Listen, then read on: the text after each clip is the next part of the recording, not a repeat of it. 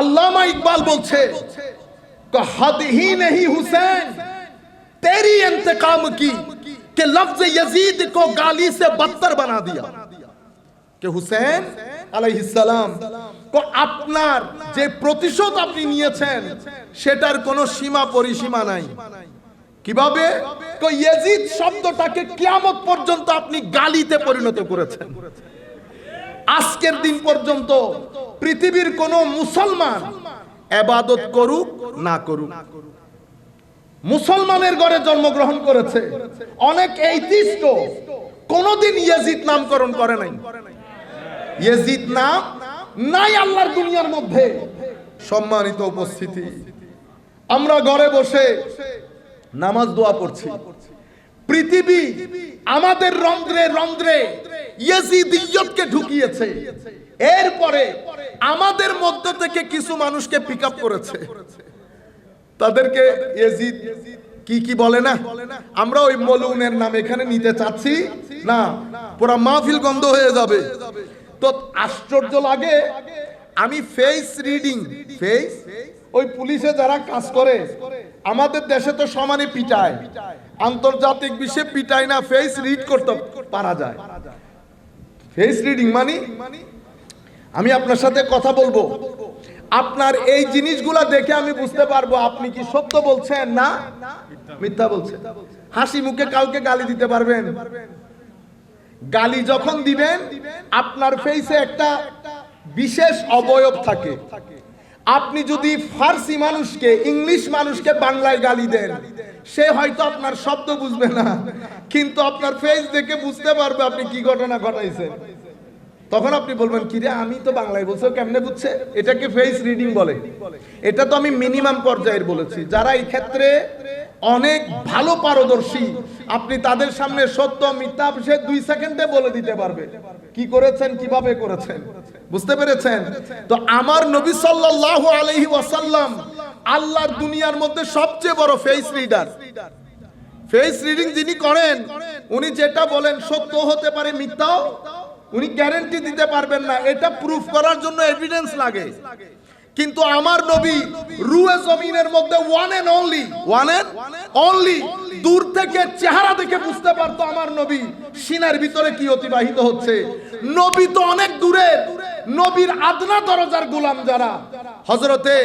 শেখ পীর মীর মুহিউদ্দিন আব্দুল কাদের জিলানী রাদিয়াল্লাহু তাআলা আনহুর দরবারে হযরতে শেখ শিহাবুদ্দিন সুহরাওয়ার্দী রাহমাতুল্লাহি আলাইহি উনার চাচা এবং শেখ নজিব সুহরাওয়ার্দী হযরতে শিহাবুদ্দিন সুহরাওয়ার্দীকে নিয়ে হুজুরের দরবারে এসেছেন সেই হিসাবে হুজুর শেখ আব্দুল কাদের জিলানী উনার দাদা পীর এসেছেন হুজুরকে একটু জিজ্ঞেস করার জন্য যে বাতিজা উনাকে হুজুর কি পড়াবো সে তো যুক্তি পড়তে চায় দর্শন পড়তে চায় হুজুর জোহরের নামাজের জন্য দাঁড়াচ্ছেন ইমামতের ওই জায়গায় দাঁড়িয়ে গেছেন হঠাৎ করে হুজুর পিছনে ফিরে বলছেন এ নজিব সোহরাওয়ার্দীকে বলছেন শিহাব যেগুলা পড়তে চাচ্ছে এটা তার দুনিয়া আখিরাতে কোনো কাজে আসবে না এই কথা বর্ণনা দিচ্ছেন শেখ ইবনে তাইমিয়া বলেছেন কাশাফাহু yani শেখ মহিউদ্দিন কশফের মাধ্যমে বুঝতে পেরেছেন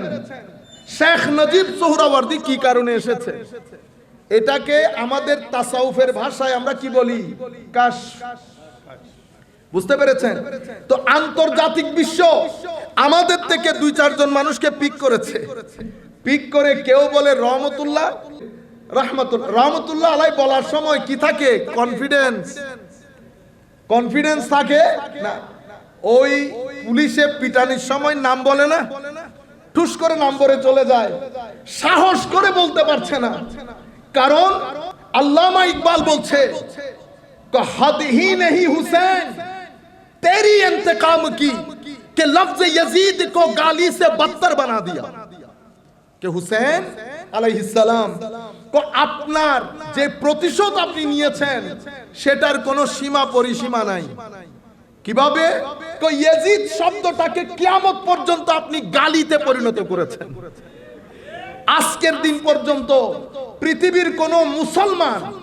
ইবাদত করুক না করুক। মুসলমানের ঘরে জন্মগ্রহণ করেছে, অনেক এইথিস্ট কোনদিন ইয়াজিদ নামকরণ করে নাই। ইয়াজিদ নাম নাই আল্লাহর দুনিয়ার মধ্যে। এই কারণে আমি বোধহয় কালকেও বলেছি, আমি চেষ্টা করতেছি কথা রিপিট না হওয়ার জন্য, কিন্তু আমি তো মানুষ, কথা রিপিট হয়ে যায়। ড্যানিশ ফিলোসোফার সে বলতেছে, দেখেন একজন ড্যানিশ ফিলোসোফার, সে কোনো মুসলমান না, আর এই মুসলমানের ছেলেগুলোর কাজ দেখেন। সে বলতেছে কত দারুণ কথা, দেখেন দার্শনিক, রোল অফ হুসেন মানে হুসাইনের রাজত্ব বিগিনস উইথ হিজ মার্টারডম, মানে ইমাম হুসাইন তার রাজত্ব শুরু করেছে শহীদ হওয়ার পর, শহীদ হওয়ার পর। আর rule of Yazid ends with his life, আর ইয়াজিদ তার শাসন ক্ষমতা খুইয়েছে যুদ্ধে জয় করার কারণে, যুদ্ধে জয় করার কারণে। এটার দারুণ ব্যাখ্যা দিয়েছেন আমার শ্রদ্ধাভাজন শিক্ষক। উনি বলছেন, বেটা এটা এই কারণে হয়েছে কারণ ইয়াজিদ শক্তিকে হক মনে করেছে,